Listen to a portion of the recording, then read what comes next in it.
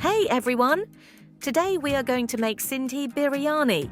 This name was originated from a city of Pakistan. So let's get started.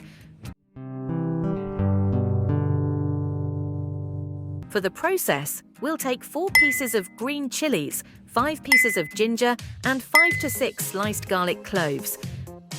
We'll take these along with 4 tomatoes and make a puree out of it. We'll grind the puree and add it to a bowl of chicken.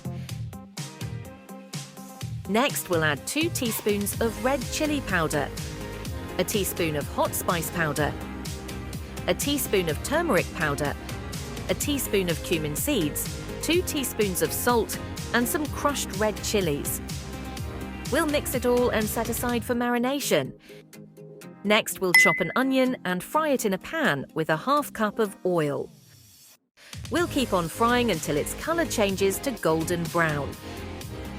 We'll set aside 3/4 part of fried onion for garnishing, and in the remaining fried onions, we'll add our pureed chicken.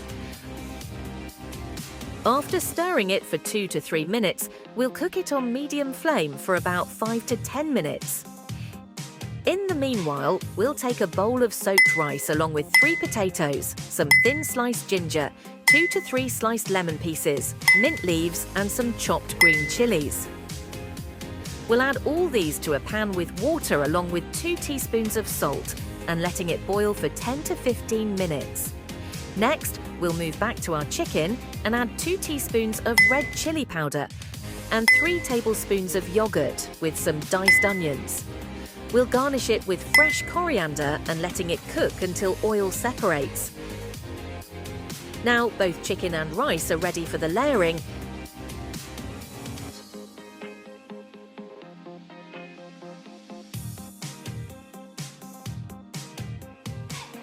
We'll finish the process by garnishing some diced tomatoes, fresh coriander, and a tablespoon of yellow food colour.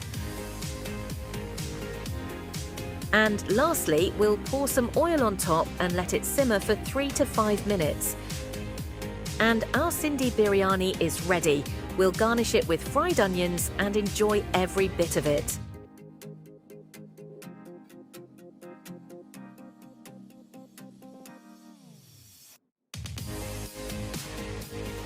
Thank you for watching, and we'll get back with another recipe in the next video.